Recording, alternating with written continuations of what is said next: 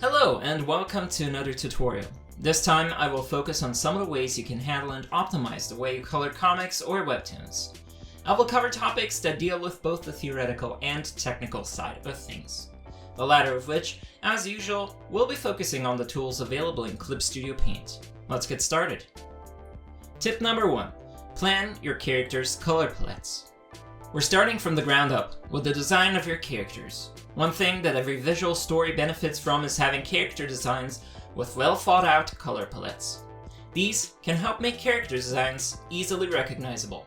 I've defined 4 guidelines for planning your character's color palettes: contrast, clarity, cohesion, and context. These all work together and need to be considered holistically. Contrast. You'll want the main colors of your design to be easily distinguishable from one another. For example, if I were to give my character Dodger a shirt that's closer to his fur color and pants that are closer to his shirt color, then his design would both become less legible and less memorable. Likewise, it makes sense to always choose contrasting colors for individual parts of a character that are located next to each other. In this example, I gave Dodger's shoes the same color as his pants. It just kind of blends together, even with the line art clearly separating these elements.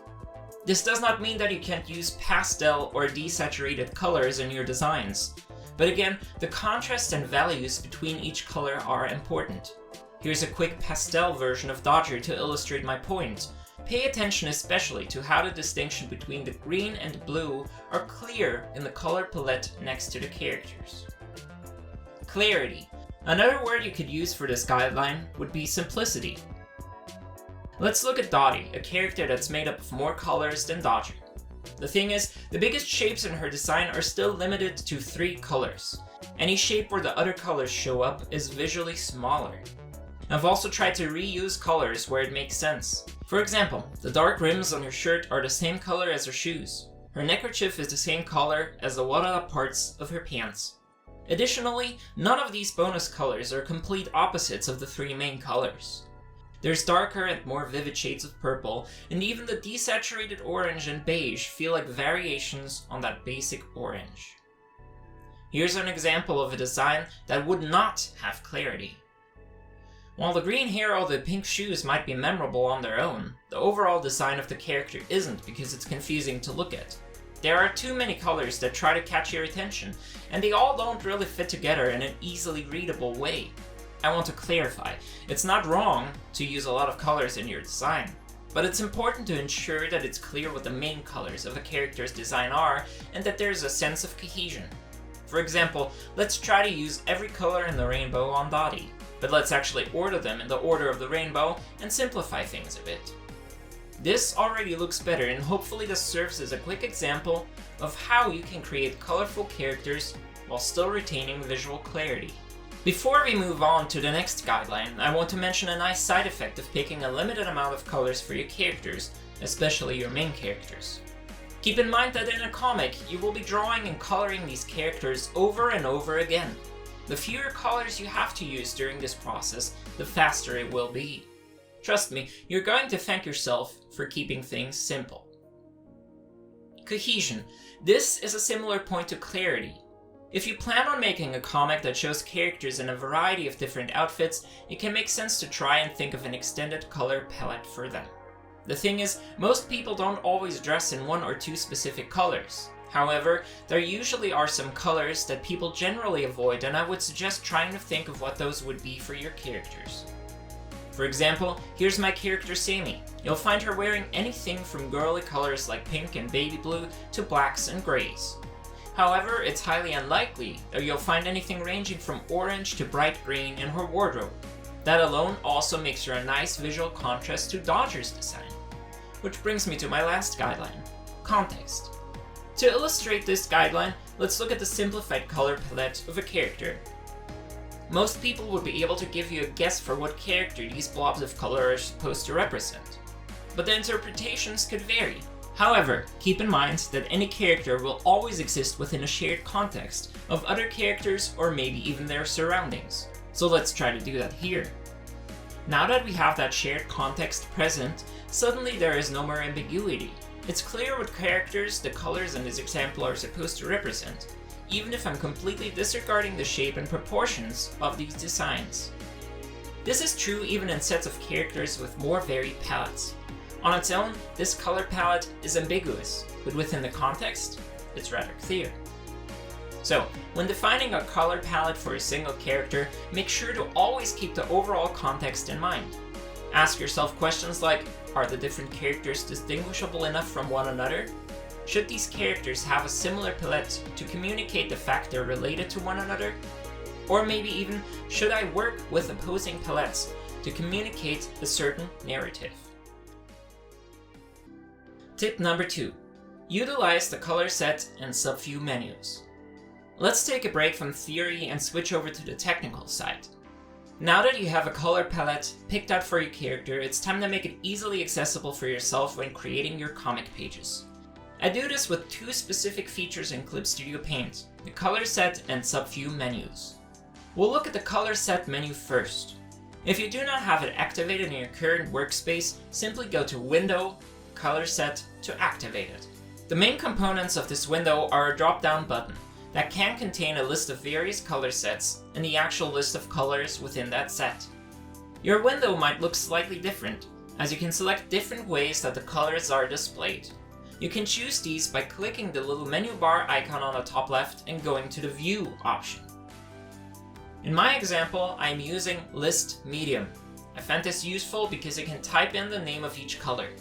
This is especially useful if some colors are similar and hard to distinguish at first.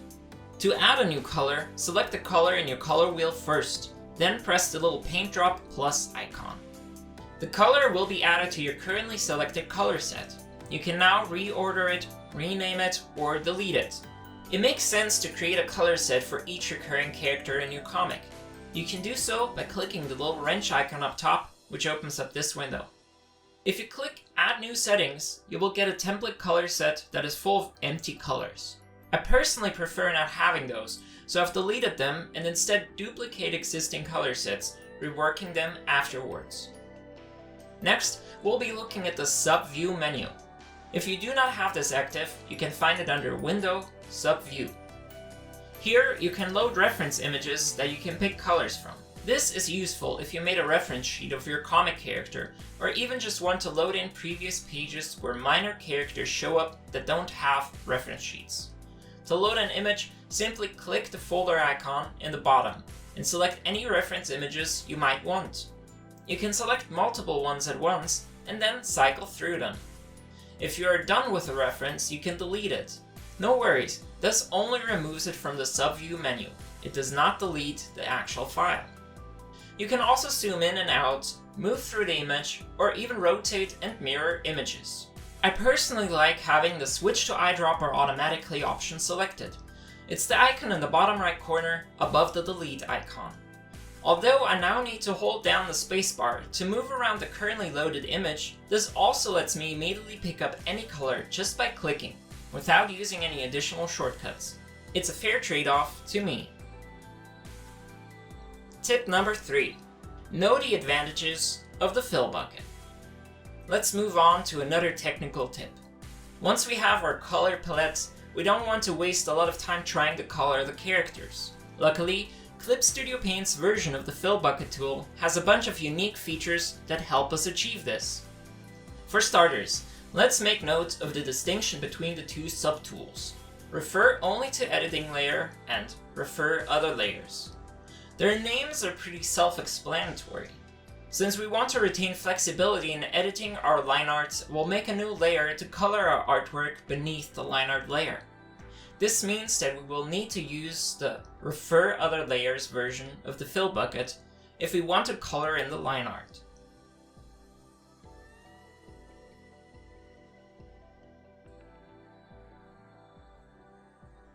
Will the Refer Only to Editing Layer option ever be useful? Sure. I personally like to use it if I'm working with lineless artwork on a single layer.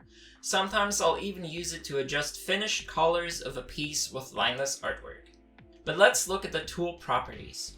These are almost the same for both variations of the tool. First, apply to connected pixels only. When the option is active, the fill bucket works as you might be used to it working. It's going to fill the area you're currently clicking in, such as Dodger's head. However, when the option is deactivated, the tool will look for any other instances of that particular color you just clicked on the currently active layer, and it will fill them as well.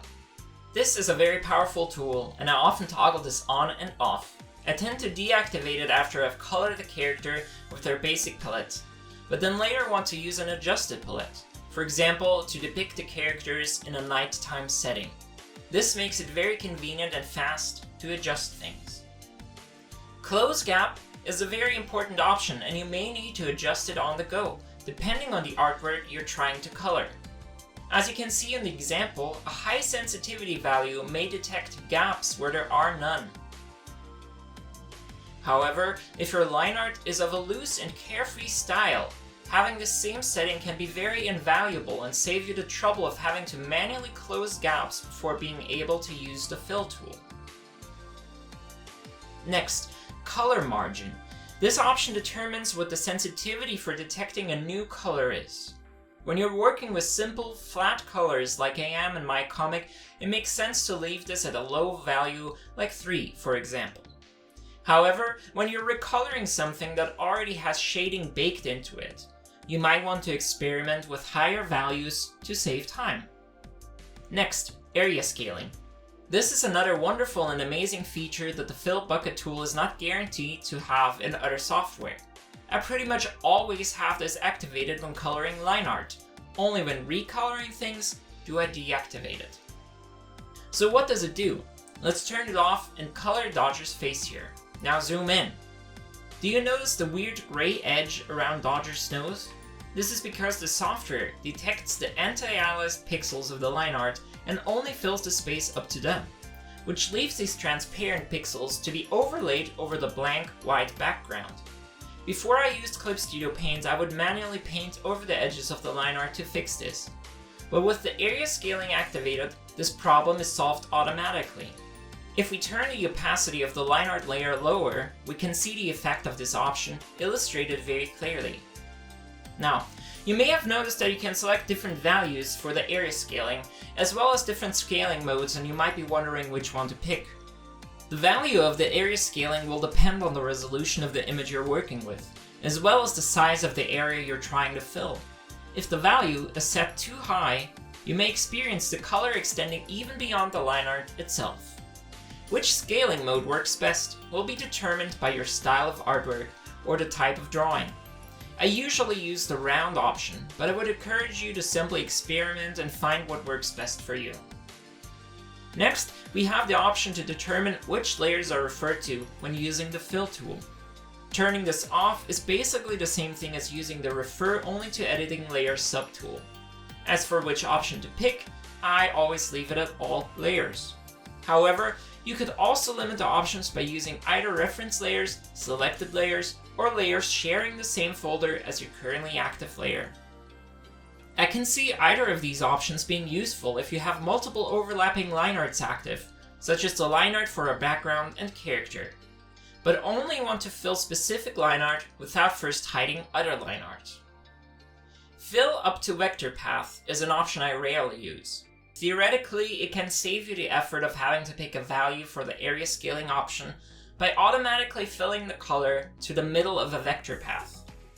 For this to work, you need to have drawn your line art with a vector layer, which I recommend. The issue for me with this option is that it's much more picky about what a closed shape is. It's very likely that you might have to set the close gap option to the highest possible value for it to fill a shape that would normally appear closed. Slightly open line art is completely out of the question with this option. Opacity simply determines the transparency of the color you're filling a space with. Anti-aliasing gives your color fill a smooth shape. I would recommend always leaving this on unless you're trying to achieve a pixelated look. Finally, now that we've examined all the options of the Fill tool, I want to get into a feature that's also an immense time saver. You can fill things simply by clicking and dragging. When you have line art of something like Dottie's sweater rim here, this is an absolute game changer. Simply click, drag your cursor over the entire section that needs to be filled, and let go again. In other software, you would have to individually click every single square. This, to me, is one of the reasons why Clip Studio Paint has become so essential to my comic creation process. Tip number 4. Start with a color sketch. Let's move over to theory again, and let's also switch from characters to backgrounds. When coloring a new scene where I'm not sure what kind of colors I want for it yet, I like to create a color sketch. I do this by creating a single layer for the color and then slowly blocking the color in with big brushes. I use big brushes so that I'm not tempted to work in details. When I'm creating a color sketch, I want to focus on the overall feel for a scene and determine a color palette from that. If I start thinking about details, it's hard to achieve that goal. Once I've laid down basic colors, I often move on to try and adjust them with tools like the tonal curve or the hue and saturation sliders, all of which can be found under Edit, Tonal Correction. I simply experiment and mess around until I roughly have something that I'm going for. Sometimes I also load in reference images in the subview menu and use those as inspiration. Once I've arrived at colors that match the vibe I'm going for, I can start to finalize things. Personally, I like to start fresh. This means that I'll save the color sketch as a separate JPEG file, load it in the subview menu, and then pick specific colors from it to neatly fill the line art with. After this, I start adding in shading, glow effects, and the like. One thing to keep in mind when making color sketches is that I would recommend you do them for establishing shots, panels that show the surroundings in the clearest way possible. Take the example panel from this section. In my comic, this one panel showed the overall surroundings and lighting conditions in the clearest, most comprehensive way. This is why I decided to start with coloring this panel first. Now that I have the basic colors determined, I can refer to this finished panel in other panels that depict less of the surroundings. The advantage of this is that you're able to view the scene holistically. If you were to start with picking the colors in a close-up shot of the characters, you might struggle to retain these colors once you draw in more of the scene later, so it always makes sense to define the scene first. Tip number 5. Convey emotion with colors. We're leading into this one straight from the previous tip, because the advantage of having a specific look for a scene is that you can always break out of these colors to achieve a surprising or emotional effect. I like to do this for extreme reactions from characters. Here's one example. In the establishing shot for the scene, I set the kitchen up to have a bright teal tone. Then later, I often break it up, like here for example. By coloring that one background in an entirely different color, it makes Dodger's reaction seem a lot more extreme and emotional. Likewise, by using a darker version of the basic color palette of the scene, I bring the bottom left panel immediately back to reality and also make this situation seem more serious and threatening. A nice side effect of doing this is that you will make your comic more interesting and varied to look at, even as one scene may play out in the same location for multiple pages. Tip number 6. Color line art to create depth. One thing I like to do to make my comics read clearly is to use a different line art color on my characters than I do on my backgrounds. This ensures that even if there are complex, detailed backgrounds, they won't distract the readers from the focus of the action, which usually are the characters. Of course, if a character is interacting with something in the background, I won't color it differently. Think of it like a camera lens, but instead of things getting out of focus, they become a lighter color the further an element is. Let's look at how to achieve this from a technical perspective. To color the line art of an entire layer in Clip Studio Paint, go to the Layer Property window and select the Layer Color option. Now, you can click the big color field that opened up below the option to choose a color. Alternatively, you can pick a color using other methods, such as the color set or subview menus, and then click the fill bucket icon to set it as the current layer color. If you want to pick a different color for specific parts of the line art, I like to achieve this by making a new layer above the line art layer and clipping it to the layer below. This means that anything I draw won't show up anywhere where there isn't already a drawing on the layer below. Sometimes I use multiple clipped layers during this process. I tend to do this if I color all of the line art with various sections that I might want to adjust in color during the fine-tuning process. Having individual layers per section keeps things manageable, as it can lock each layer's transparency and then easily make adjustments. Another way you can color line art is by selecting specific parts of the line art with the Object tool. This will only work if you use vector layers. To get started, click a single vector path. You may now add more to your selection by holding down Shift as you click other paths.